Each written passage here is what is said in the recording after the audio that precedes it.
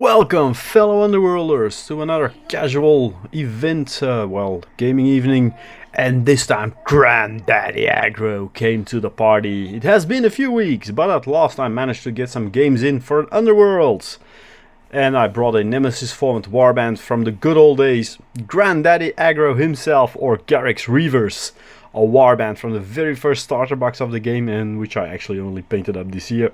So, coupled with breakneck slaughter, I wanted to see just how well these aggressive fanatics could hold up against modern day warbands. So, with the battle plan revolving around pure ooga booga, I literally rushed in to see what they can do before starting to fine tune the deck and the plan. And I actually want to try out the breakneck slaughter for the first time because I have plans with that universal deck. But more on that in future episodes. Facing me for the first game was Peter with Lady Haddo's Mournflight, boosted by the Malevolent Masks deck.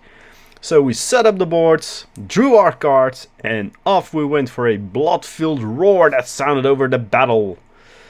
Sake thundered forward, wielding his massive axe and boosted for extra dice, and he took down one of the ghostly ladies, the Widow Kaita, immediately. But he himself was in turn taken down as the Lady Haddo drifted into combat, quickly dispatching the raging berserker.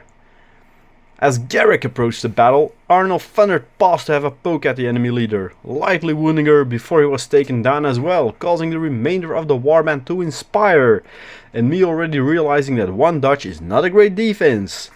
The first round ended with a 4-4 on the table, and the Reavers ready to cause some mayhem. As boosted Karsus engaged Lady Haddo and the Screaming Maiden with his siding axe. Boosted for extra damage and extra dice, he missed both. And this was basically the breakpoint because I should have taken out the Lady Haddo in this attack and severely wounded the Screaming Maiden, but instead I missed everything. Moments later, the ghostly ladies took down the crazed warrior and my chances of victory were completely stifled. As Garrek was also dispatched, it was down to poor little Targor to salvage the situation as we finished round 2, the Reavers tailing 10-5 behind. A whole heap of cards which gave him 6 momentum counters to boot transformed him into a frothing matter nutcase who raced over the whole board to get to Lady Haddo and took her down before this poor 2-wound bloke was taken out as well and failed the reborn roll, resulting in an 18-9 victory for the Mournflight. So a severe defeat for the Reavers in the first game, and maybe I should work a bit better on my timing in the second game, which was against the other Peter, who brought a Rhineworm Bite empowered Sirene's Razors to the table. And Sirene is gonna be the band that I'll be playing a lot in the future because there's a big tournament coming up in November, and as an Idenef player I am going there with Idenef. And since Elafane is semi-officially retired in my collection now, having won 2 tournaments, Kyrene will be the next train a lot and build a deck around lady. So in an opportunistic strike and ending my plan of holding back a bit and charging later on, boosted by devastating charge, Sake thundered forward again, immediately taking out Kyrene, who had only managed to do a single hammer tide. So that was my first activation and exit the enemy leader. But like in the first game, he was soon dispatched as well, so I'm going to have to work on the timing with him, but this was too big a chance to pass over. I knew what Kyrene can do, and as I'm tinkering on a deck for her myself, as I said, for future tournaments, because Idenef, she had to go as soon as possible. The rest of the Reavers advanced, not able to reach anything and preventing me for the objectives of making 3 successful attacks. And there was a 4-3 lead for the Idenef on the board at the end of the first round. Beginning the second turn, Arnov assassinated the already injured Renglaive, but Kevanir took him down shortly afterwards. Targor charged the huge squid, but failed miserably before he was able to be strangled by the beast, and putting a 12-9 lead for the Idenef on the table.